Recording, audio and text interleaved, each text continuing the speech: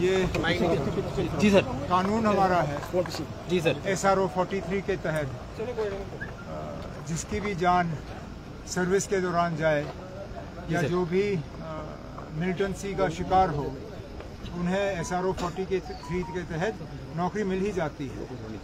मैं यही इनके लवाकिन से मालूम कर रहा था कि कौन है जिसको ये ऑर्डर दिया जा सकता है।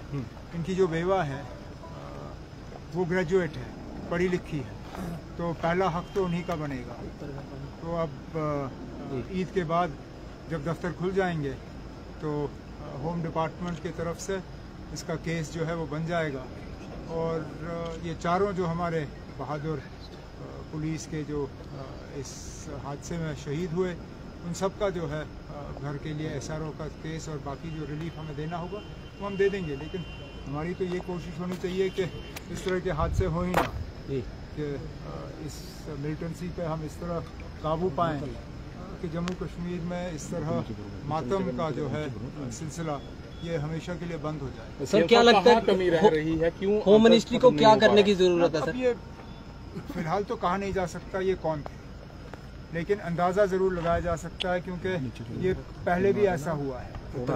मेरा अपना मानना है, हालांकि मेरे पास इसका मतलब कोई इंटेलिजेंस रिपोर्ट तो आए नहीं, लेकिन लग ये रहा है कि ये एक नई ग्रुप थी जिन्होंने क्रॉस किया था और एक तरफ से खुशकिस्मती ही समझ लीजिए कि वो हमारे पुलिस के हाथों पड़ गए। अगर पुलिस के हाथों नहीं पड़े होते तो ये अंदर घुस के पता नहीं क्या कर लेते। अब हमारे 4 बहादुर पुलिस के जवान जो हैं उन्होंने अपनी जान की कुर्बानी तो दी, लेकिन मुझे लगता है कि कई मासूम जानें जो हैं वो इस सिलसिले में बचा चुके हैं और आगे जो इसमें तहकीकात करनी होगी वो एजेंसियों की तरफ से तहकीकात होगी। सर क्या मानते हैं कि घाटी की जगह अब जम्मू में ये सब इन्फिल्ट्रेशन हो रहा है? ये नई बात नहीं है। पिछले 3-4 साल से आप खुद देख रहे हैं कि जम्मू के कई इलाकों में इस तरह के घटनाएं जो हैं वो देखने को मिली।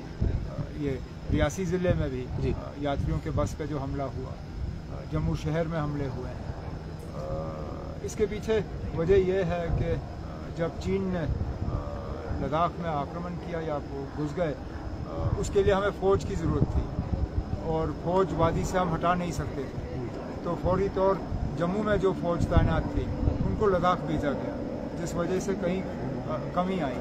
अब उस कमी को आहिस्ता आहिस्ता दुरुस्त किया जाए। कल कठुआ में सर लोगों ने सवाल किए हैं कि आपने कहा था, सरकारों ने कहा था कि 370 हटने के बाद जम्मू कश्मीर से मिलिटेंसी का खात्मा हो जाएगा। मैं आज के मौके पर सियासी बात नहीं करूँगा। उमर साहब, आज के दौर में अगर देखा जाए तो घाटी में हालात में सुधार हुआ है? आज के दौर में फिर घाटी में छोड़ दीजिए, क्योंकि अगर मैंने इस सवाल का जवाब दिया तो मेरे ऊपर इल्जाम लगेगा कि मैं सियासत कर रहा हूं। घाटी के हालात में सुधार हुआ है? घाटी के हालात या जम्मू के हालात छोड़ दीजिए ना। अभी हम एक घर से निकले हैं जहां मातम फैला हुआ है। मैं आज 4 जगह गया हूँ, हर फैमिली के साथ, खानदान के साथ मुझे अफसोस का इजहार करना पड़ा है। तो जाहिर सी बात है कि हालात को पूरी तरह से ठीक करने में अभी हमें कुछ इकदाम और उठाने होंगे। शुक्रिया शुक्रिया सर।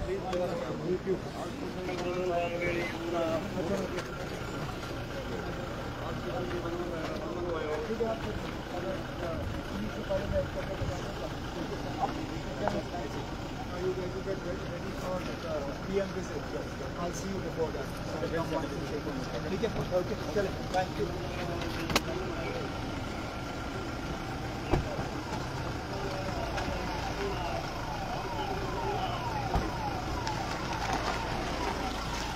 मूव करो